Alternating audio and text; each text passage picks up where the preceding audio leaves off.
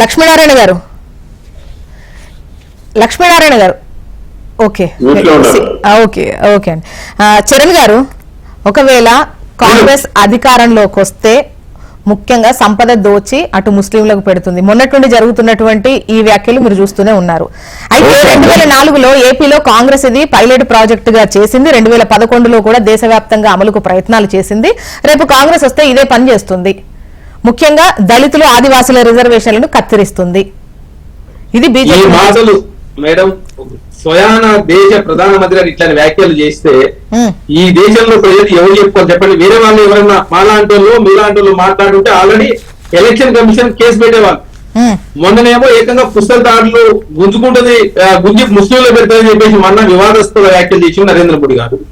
నిన్ననేమో ఏకంగా రిజర్వేషన్లన్నీ దోషి ముస్లింలు పెట్టే ప్రయత్నం జరుగుతుందని చెప్తే అందులో భారతీయ జనతా పార్టీ విద్వేషాలు రెచ్చగొట్టే ప్రయత్నం చాలా స్పష్టంగా చేస్తా ఉందని చాలా స్పష్టంగా కనపడుతుంది. ఎందుకంటే గతంలో చూసి ఎలక్షన్ కమిషన్ పారదర్శకంగా వ్యవహరిస్తలేదని చాలా స్పష్టంగా కనపడతా ఉంది. ఎందుకంటే అమెండ్మెంట్ తీసుకొచ్చి ఎలక్షన్ కమిషన్ గతంలో చీఫ్ జస్టిస్, సుప్రీంకోర్టు జస్టిస్ ఉండేవారు, ప్రతిపక్ష నాయకుడు ఉండేవారు, అదేవిధంగా ప్రధానమంత్రి గారు ముగ్గురు కూర్చొని చీఫ్ జస్టిస్ మన ఎలక్షన్ సీఈఓ గారిని నియమించేవారు. కానీ అట్లాంటిది మొత్తం మార్పు చేయడం మూలంగా వారు అనుకూలం రావడంతో ఈనాడు ప్రధానంగా నరేంద్ర మోడీ గారు ఏది మాట్లాడినా కూడా ఎలక్షన్ కమిషన్ స్పందించకుండా కేసులు పెట్టలేదంటే దీనికి చాలా నిదర్శనంగా చాలా స్పష్టంగా కనపడతా ఉంది. ఏదేమైనప్పుడుగా కాంగ్రెస్ పార్టీ అన్ని పక్షాలను కాపాడుకుంటూ రిజర్వేషన్ వ్యవస్థను కాపాడుకుంటూ ముందుకు తీసుకుపోతా ఉంది. కాబట్టి ఈనాడు దేశంలో రిజర్వేషన్లు మిగిలి ఉన్నాయి. అదే కాకుండా నరేంద్ర మోడీ గారు గతంలో చెప్పింది కదా, రాజ్యాంగాన్ని రద్దు చేస్తామని చెప్పింది వాళ్ళే. అదే కాకుండా వారు వచ్చిన తర్వాత రిజర్వేషన్ పూర్తించబడా లేదు, వాళ్ళకి ఆర్ఎస్ఎస్ సిద్ధాంతంలోనే ఉంది కదా, రిజర్వేషన్ రద్దు చేయాలి, రిజర్వేషన్ ఉండొద్దు, అందరికి కామన్ సివిల్ కోడ్ తీసుకోవాలని చెప్పేసి పెద్ద ఎత్తున దేశంలో విద్వేషాలు రెచ్చగొట్టి ప్రసంగాలు చేస్తూ ఈ దేశంలో మూడోసారి అధికారం అవ్వాలన్న ఒకే ఆకాంక్షతో నరేంద్ర మోడీ గారు ముందుకు పోతా ఉన్నారు తప్ప వారు చేసిన డెవలప్మెంట్ మీద వారు పోవడం లేదు.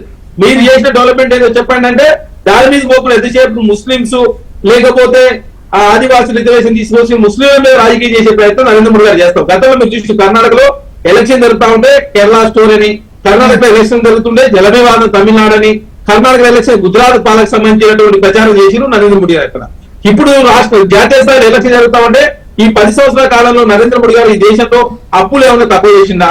14 మంది ప్రధానులు 63 లక్షల కోట్లు అప్పు చేస్తే నరేంద్ర మోడీ గారు వచ్చిన తర్వాత 160 లక్షల కోట్లు ఎందుకు అప్పు అయిందో చెప్పలేదు.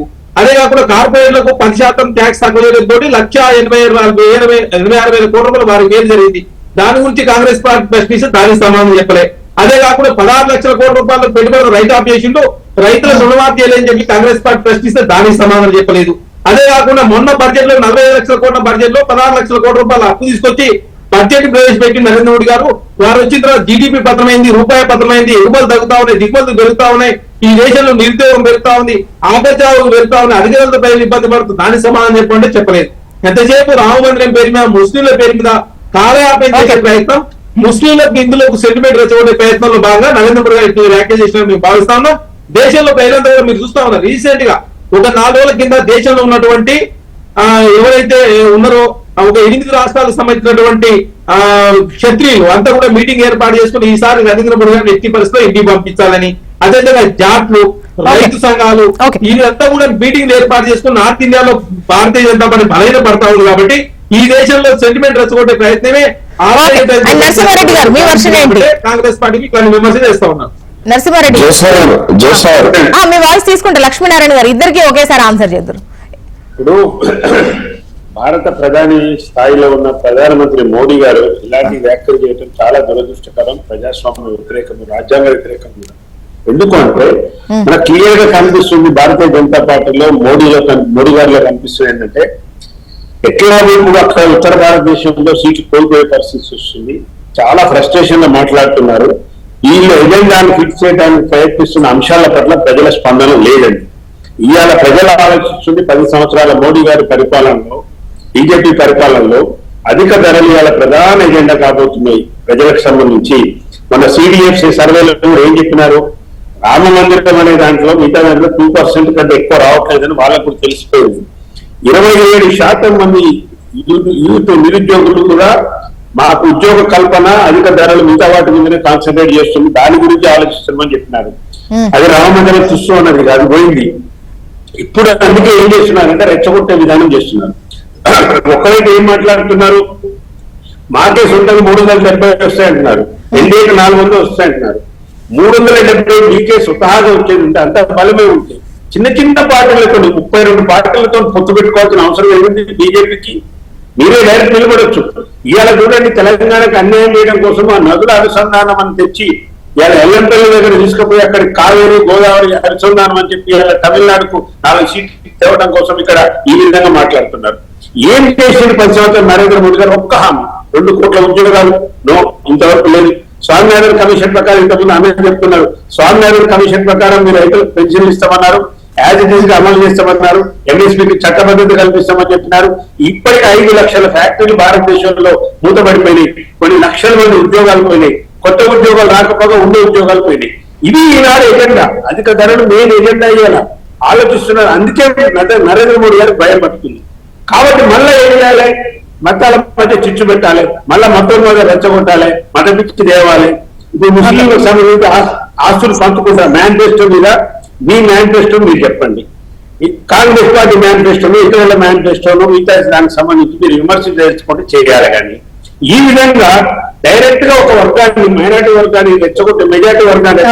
లక్ష్మీనారాయణ గారు, ఈ 10 ఏళ్ల పాలనలో చెప్పడానికి ఏమీ లేక కావాలనే మతం పేరు చెప్పి ఓట్లు అడుగుతోంది బీజేపీ. ఇది మీ పైన వస్తున్నా అభివృద్ధి విషయంలో ఊర్లల్లో బీజేపీ ఇచ్చినటువంటి కార్యక్రమ బీజేపీ ప్రభుత్వం కేంద్ర ప్రభుత్వం ఇచ్చినటువంటి అభివృద్ధి ఉంది తప్ప ఈ రాష్ట్ర ప్రభుత్వం ఇచ్చినటువంటిది కానీ ఏది లేదు. రన్ చేసుకున్నాడు తప్ప. నేను ఒక్కటే ఉదాహరణ చెప్తా, గ్రామ పంచాయతీ భవనాలతో ఒకటి చెప్తా. బిల్డింగ్లు ఇచ్చింది కేంద్రమే, బిల్డింగ్లలో ఉన్న ఫర్నిచర్ ఇచ్చింది కేంద్రమే, బిల్డింగ్ లో ఉన్న కుర్చీ ఇచ్చింది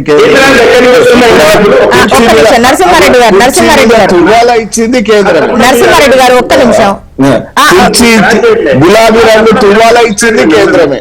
ఆడ నా తరఫున ఒక చిన్న ప్రశ్న, ఇప్పుడు మధ్యలో మీరు ఇప్పుడు అవార్కి ఈ నేషనల్ హైవేస్ కనబడతలేవు, రైల్వే డెవలప్మెంట్ కనబడతలేదు. మీరు రాష్ట్ర ప్రభుత్వం వాటా ఇవ్వకపోవడం అనేటువంటి వల్ల ఇప్పటికి చేరుకునేటువంటి రైల్వే లైన్, కరీంనగర్ చేరుకునేటువంటి కొత్తపల్లి చేరుకునేటువంటి రైల్వే లైన్ ఇంకా మధ్యలో సిద్దిపేట కానీ ఆగినటువంటి పరిస్థితులు. ఈ లోపం అది. మరి అదే రకంగా ఇవాళ దేశం అంటే దేశం ఏదైతే కరోనా లక్ష్మీనారాయణ గారు ఆగండి, ప్రస్తావిస్తూ ఇద్దరు దాడి చేసి ముందు అడిగిన క్వశ్చన్ కి డైరెక్ట్ పడినటువంటి పరిస్థితులలో కూడా చెప్పాలి, వివరణ చెప్పాలి. మేము మా వివరణ చెప్పకపోతే మాకు అర్థం లేదు. ఇప్పుడు ముస్లింలు ఇదే పదే తెస్తున్నారు కదా, ఎందుకు నేను చెప్తాను, అది కూడా చెప్తాను. దేశం కరోనా బారిన పడినటువంటి పరిస్థితులలో కూడా మరి అదే రకంగా ఏదైతే ప్రపంచంలో వేరే దేశాల్లో యుద్ధాలు జరిగి ప్రపంచ ఆర్థిక వ్యవస్థ అతలాకుతలమైనటువంటి పరిస్థితులలో కూడా ఇవాళ ఆర్థిక వ్యవస్థ దృఢంగా ఉంచినటువంటి ఘనత నరేంద్ర మోడీ గారిది అనేటువంటి విషయం స్పష్టం చేస్తాం. ఇకపోతే ముస్లింల గురించి మాట్లాడు ఏం చెప్పిందండి కాంగ్రెస్ ముస్లింలున్న ఏరియాలలోనే స్కూల్ పెడుతుంది అట్లా. అంటే పేదవాళ్ళు ఉన్న ఏరియాలు కాదు, ముస్లింలు ఉన్న ఏరియాలలో స్కూల్ పెడతారా? అంటే నేను ఏమంటున్నాను, స్కూల్ పెట్టాలా, అందరికీ విద్యను ఇవ్వాలా, ప్రత్యేకంగా ముస్లింలు అని అంటున్నారు. వారు ఏమంటున్నారు, వాళ్ళ ఏదైతే మేనిఫెస్టోలా అంటే ప్రధానమంత్రి గతంలో మన్మోహన్ సింగ్ గారు ఏమన్నారు, ఈ దేశంలో ఉన్నటువంటి వనరుల మీద మొదటి హక్కు ముస్లింలదండి, మైనారిటీలు. ఇది మైనారిటీలు అంటే వాళ్ళ దృష్టిలో ముస్లింలే, ఇంకా మిగతా వాళ్ళు మైనారిటీలు కాదు. ఆ రకమైన అదే రకంగా ఇవాళ వాళ్ళు ఏం చేస్తున్నారండి, ఇవాళ బెంగాల్లో జరిగినటువంటి మరి ఘటన ఏదైతే సందేశ్ ఖాళీలో జరిగినటువంటి ఘటన ఏ రకమైనటువంటి పరిస్థితులను ఇచ్చేస్తుందండి. వీళ్ళు ఒకసారి అడిగి పోయిందండి, ఓటు బ్యాంకు రాజకీయాల కోసం ఇచ్చేస్తా ఉన్నటువంటి పరిస్థితి ఉంది. 2014 మార్చి ఎన్నికల కోడ్ వచ్చిన తర్వాత కేంద్ర ప్రభుత్వం ఆ రోజు 123 ఆస్తులు, ప్రభుత్వ ఆస్తులను వక్ఫ్ బోర్డుకు అప్పగించింది, 1000 కోట్ల రూపాయలు. వీళ్ళ ఆలోచన ఏ రకమైనటువంటి ఆలోచన అండి? ఈ రకంగా అంటే అపీజ్మెంట్ పాలిటిక్స్ అనేటువంటి, అసలు దేశంలో సంఘటనలు ఎక్కడ జరిగినాయండి? మొన్న ఏది రాజస్థాన్ లో గొంతు కోసిన సంఘటన రాజస్థాన్ లో కాంగ్రెస్ ప్రభుత్వం ఉన్న దగ్గర జరిగింది. గొంతు కోసినటువంటి సంఘటన అమరావతిలో కాంగ్రెస్ ప్రభుత్వం ఆ రోజు అధికారంలో ఉన్నప్పుడు జరిగింది. ఏ రకమైనటువంటి ధీమా ఇస్తుంది లక్ష్మీనారాయణ గారు ఒక ఘటన 2 ఘటనలు అటు అంటే ఆ రాష్ట్ర బీజేపీ తర్వాత నరసింహారెడ్డి గారు చెప్పండి. ఎండలనే చెప్పిన దాంట్లో దాడుల విషయానికి వస్తే బీజేపీ పార్టీ వచ్చిన 10 సంవత్సరాల్లో దళితుల మీద దాడి జరిగింది అన్న మర్చిపోతున్నావు నువ్వు. హత్రాసు ఘటన కానీ ఉన్నవ ఘటన కానీ హత్రాసులో ఘోరంగా ఆ శవన బాడీని కూడా తల్లిదండ్రులకు అప్పచెప్పకుండా చేసిండు. అక్కడ చేసిన అగ్రవర్ణాల దాడిలో దళితుల మీద దాడి జరిగింది. ఉన్నవ ఘటన ఏందన్నా, కత్వ ఘటన ఏందన్నా, ఇక మీరు చేసిన దాడి పరిపాలనలో ఎవరు వాడు అనేటువంటిది కాదు. జైల్లోనే ఉన్నాడు. ఒక్క నిమిషం నరసింహారెడ్డి గారు అండ్ లక్ష్మీనారాయణ గారు ఇద్దరు ఒక్క నిమిషం అండి. లక్ష్మీనారాయణ గారు ముఖ్యంగా ఒక దగ్గర జరిగిన ఘటన ఆ పార్టీకి కనుక ఆహ్వానిస్తే ఇప్పుడు మీరు కూడా వీటికి సమాధానం చెప్పుకోవాల్సి ఉంటుంది. ఇంతకుముందు కాంగ్రెస్ ఖచ్చితంగా మీరు సమాధానం చెప్పుకోవాలి. నరసింహారెడ్డి గారు మీరు మాట్లాడండి. అన్నది ఒక్కటే ప్రశ్న. నేనేమంటున్నానంటే మీరు ఇప్పుడు రాబోయే 5 సంవత్సరాలలో మేము గెలిస్తే ఇస్తున్న హామీలలో ఒకటి చెప్తాను. 80 కోట్ల మంది ఆహార భద్రతా చట్టం కింద నూల వాళ్లకు 5 సంవత్సరాలు రేషన్ ఫ్రీ అన్నది బీజేపీ ప్రధానమైన హామీ ఇచ్చింది. వేరే హామీ లేదు. దీంట్లో వికసిత భారత్ అని ఒక స్లోగన్ పెట్టినారు. నేను ఎండల గారిని అడిగేది ఏంటంటే ఒకవేళ కనుక భారత వికసిత భారత్ అయ్యుంటే వికసిత భారత్ మీద మీ స్లోగన్ మీద పోతే 140 కోట్లు ఉన్న భారత జనాభాలో 80 కోట్ల మంది ఇంకా 75 సంవత్సరాల స్వాతంత్రం తర్వాత ఇంకా ఆహార భద్రతా చట్టం కింద ప్రభుత్వం ఇచ్చే బియ్యం, జొన్నలు, గోధుమలు తిని బతికే స్థాయిలో ఉండంటే ఇది గర్వకారంగా వికసిత భారత్ అందామా అన్న? 80 అంటే మోర్ దాన్ 50% పీపుల్ ఇవాళ దరిద్రంలో ఉన్నారనేది మీరే చెప్తున్నారు. ప్లస్ 25 కోట్ల మంది దరిద్రంలో మీరే చెప్తున్నారు. 80 కోట్ల మంది చౌక దుకాణాల ద్వారా చరణ్ గారు రెండింటికి ఒకేసారి లక్ష్మీనారాయణ గారు ఒకేసారి చెప్తారు. స్ట్రైట్ క్వశ్చన్ అదే నేను మళ్ళీ అడుగుతాను ప్లీజ్. చరణ్ గారు ఇప్పుడు నరేంద్ర మోడీ గారు ప్రధానమంత్రి అయిన తర్వాత 17,50,000 మంది భారతీయ పౌరసత్వం వదిలిపెట్టుకుని ఎందుకు విదేశాల్లో ఉంటా ఉన్నారు? అదే కాకుండా గుజరాత్ లో 23,000 మంది వారి మెంబర్షిప్ అంటే భారత పౌరసత్వం వదులుకొని విదేశాల్లో ఎందుకు ఉంటా ఉన్నారు? అదే కాకుండా మీరు ఇంత చెప్తా ఉన్నారు కదా, మీరు వచ్చిన తర్వాత ఈ దేశంలో ఏం జరిగిందో చెప్పి మేము అడుగుతా ఉంటే దానికి ఆన్సర్ చెప్పకుండా వేరే వేరే ఏదో చెప్పే ప్రయత్నం చేస్తా ఉన్నారు. అదే కాకుండా మీరు చూస్తా ఉన్నారు అంతకుముందే రామ మందిరం పేరు మీద అంతకుముందేమో ఒక రాష్ట్రానికి పంచాయతీ ఉంటే ఆ పంచాయతీ తీసుకునే ప్రయత్నం చేశారు. కాబట్టి ఈ దేశంలో నరేంద్ర మోడీ గారు ప్రధానమంత్రి అయిన తర్వాత గతంలో కాంగ్రెస్ పార్టీ 5 కిలోలు 5 రూపాయలకు ఇచ్చేవారు. 5 రూపాయలు తక్కువ చేసి మరొక 5 సంవత్సరాలు మాకు అధికారం ఇవ్వండి అని చెప్పే ప్రయత్నం నరేంద్ర మోడీ గారు చేస్తా ఉన్నారు. కాబట్టి ఈ దేశంలో ప్రజలంతా చూస్తా ఉన్నారు. ఉత్తరప్రదేశ్ లో భారతీయ జనతా పార్టీ ముస్లిం సభలు చాలా పెద్ద ఎత్తున ఆర్గనైజ్ చేసినట్టు నేను మొన్న రీసెంట్ పేపర్ అయినా 20,000 చిన్న చిన్న సభలు ముస్లింలతో ఏర్పాటు చేసినటువంటి భారతీయ జనతా పార్టీ ఓట్ల కోసం ముస్లింల ఓట్లు కావాలా, విద్వేషాలు రెచ్చగొట్టి మరి హిందువుల ఓట్లు పోలరైజ్ చేసుకుని 3వ అధికారం రావాలని ఒకే ఆకాంక్ష తప్ప వేరే ఉద్దేశం లేదు. కాబట్టి ఎంతసేపు విద్వేషాలు రెచ్చగొట్టే ప్రయత్నం నరేంద్ర మోడీ గారు అదేవిధంగా అమిత్ షా గారు భారతీయ జనతా పార్టీ చేసిన చాలా స్పష్టంగా కనపడతా ఉంది. 2019 ఎలక్షన్ లో ఆనాడు పుల్వామా, బాలాకోట్, పాకిస్తాన్ గూజే చూపించారు. ఈనాడు అయోధ్యను చూపిస్తామంటే మొన్న వచ్చిన సర్వేలో 8% మాత్రమే అయోధ్య పనిచేస్తా ఉంది. 25% నిరుద్యోగులు మొత్తం పెద్ద ఎత్తున భారతీయ జనతా పార్టీకి వ్యతిరేకంగా ఉన్నారు. రైతులు అదేవిధంగా ప్రజలంతా కూడా అధికారులతో ప్రజలు ఇబ్బంది పడతా ఉన్నారు. కాబట్టి 3వసారి అధికారులు కొంచెం చాలా ఇబ్బందిగా ఉంది. కాబట్టి 37 పార్టీలతో పొత్తు పెట్టుకునే ప్రయత్నం నరేంద్ర మోడీ గారు చేస్తా ఉన్నారు. దానిలో భాగంగా ఇప్పుడు ఎలక్షన్ లో పెద్ద ఎత్తున మొన్న జరిగిన మొదటి పోల్లో 100 స్థానాల్లో భారతీయ జనతా పార్టీ సీట్లు తక్కువ వస్తున్నాయి. కాబట్టి నరేంద్ర మోడీ గారు విద్వేషాలు రెచ్చగొట్టే ప్రసంగాలు చేస్తూ ఈ దేశంలో హిందువులకు ముస్లింలకు పంచాయతీ పెట్టి 3వసారి అధికారం రావాలని ఆకాంక్షతో ముందుకు పోతా ఉన్నారు. కాబట్టి ప్రజలంతా గమనిస్తా ఉన్నారు. నరేంద్ర మోడీ గారు వచ్చిన తర్వాత ఈ దేశంలో అప్పులు పెరిగినాయి, అదేవిధంగా అధికారులతో ప్రజలు ఇబ్బంది పడతా ఉన్నారు, నిరుద్యోగం పెరుగుతా ఉంది, రాష్ట్రాలకు పంచాయతీ రామమందిరం పేరుపై జరిగే ప్రయత్నం జరుగుతా ఉంది. కాబట్టి వచ్చే ఎలక్షన్ లో పార్లమెంట్ స్థానాలు దాని ప్రసంగాలు చేస్తా ఉన్నారు. కాంగ్రెస్ వాళ్ళకు టిఆర్ఎస్ వాళ్ళకు నరేంద్ర మోడీ గారు 2 కోట్ల ఉపాధి అవకాశాలు కల్పిస్తారు, 2 కోట్ల మందికి అన్నారు. ఉద్యోగాలు ఇస్తానని ఉపాధి అవకాశాలు ఉపాధి కల్పిస్తామని ఆ రకంగా ముద్ర లోన్ కింద కోట్ల మందికి అవకాశం కల్పించేటువంటి ప్రయత్నం చేశారు. ఇది నిరంతర ప్రక్రియ. ఉపాధి అవకాశాలు కానీ ఉపాధి చూపించడం కానీ అనేటువంటిది నిరంతర ప్రక్రియ. మరి వేరే దేశాలకు పోతున్నారా అంటే ఇక్కడ చదువుకున్న మన స్కిల్ ఉన్న వాళ్ళు అవకాశాలు ఎత్తుకుంటూ ఇవాళ గ్లోబలైజేషన్ లో ప్రపంచం మొత్తం పోతారు. పౌరసత్వం గురించి మాట్లాడు. భారతదేశంలో అన్ని ఫెసిలిటీస్ ఇచ్చినప్పుడు ఎందుకు దాని గురించి తప్పు కాదు.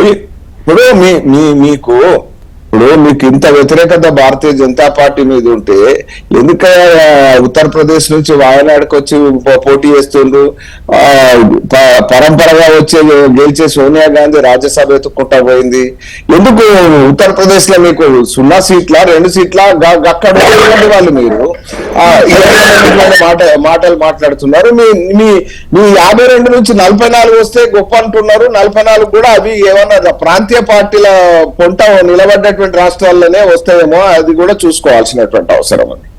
ఇక అభివృద్ధి విషయం కానీ, రామ మందిర విషయం కానీ, 370 ఆర్టికల్ విషయం కానీ, సిటిజన్స్ అమెండ్మెంట్ యాక్ట్ నేను అడుగుతా ఉన్నా ఈ కాంగ్రెస్ లోను ఇది సిటిజన్స్ అమెండ్మెంట్ యాక్ట్ అని అంటే మరి ఆ పాకిస్తాన్ లో మనం పట్టుకొని తన్నుతుంటే చంపుతుంటే హిందువులను కానీ క్రిస్టియన్స్లను కానీ ఏదైతే పార్సీలను కానీ సిక్కులను కానీ బౌద్ధులను కానీ మరి ఈ రకంగా కొట్టి చంపుతా ఉంటే మరి అక్కడి నుంచి ఇక్కడికి వచ్చిన వాళ్ళకు కనీసం ఈడ పౌరసత్వం ఇయ్యద్దా? ఈ ఇచ్చే బాధ్యత మనకు లేదా? అలా కొట్టినోనికి కూడా వీడికి తీసుకొచ్చి ఈడ పౌరసత్వం ఇవ్వాలా? ఇది ఆ కాంగ్రెస్ ది. మరి ఆడికి ఆడ కొట్టినోడికి పౌరసత్వం ఏమన్నారు? ఇంకో విషయం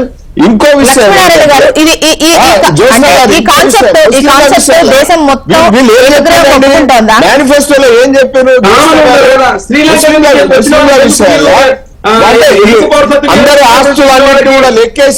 అందరి ఆస్తులన్నిటి కూడా లెక్కేసి ఆర్థిక అసమానతలను రూపమాపడం కోసం మరి కొత్త విధానాలు తీసుకొస్తారట. వీళ్ళు ఏం విధానాలు తీసుకొస్తారు అంటే మన దగ్గర ఉన్న మంగళసూత్రాలు, మన దగ్గర ఉన్నటువంటి శోల పోగులు ఇవన్నీ కూడా లక్ష్మీనారాయణ గారు చరణ్ గారు ఒక్క నిమిషం అందరూ మాట్లాడితే జనాలకు అర్థం కాదు. లక్ష్మీనారాయణ గారు ఇది ఎట్లా పాసిబుల్ అండి? నిన్న కూడా చూసాము. అంటే 2 ఇండ్లు ఉంటే ఒక ఇల్లు తీసి వేరే వాళ్ళ అన్నదమ్ముల ఇండ్లే ఒకరికి 2 ఇండ్లు ఉంటే ఒకరికి ఒకటి ఉంటే తమ్ముడికే అన్ని ఇవ్వడు. అట్లాంటి పరిస్థితుల్లో ఒక వర్గానికి సంబంధించి తీసి వేరే వాళ్ళకు పంచుతారు. అది రాజ్యాంగం ఒప్పుకుంటుంది. అలాంటి చట్టాలు మనకు ఉన్నాయా? ఇప్పుడు నేను ఒక విషయం చెప్తాను. ఇక్కడ చట్టం మనకు ఏదైతే ఉన్నదో ఆ రోజు అధికారం ఇస్తే కోర్టు ఇచ్చినటువంటి తీర్పును షాబాను విషయంలో మార్చినటువంటి గొప్ప వాళ్ళు.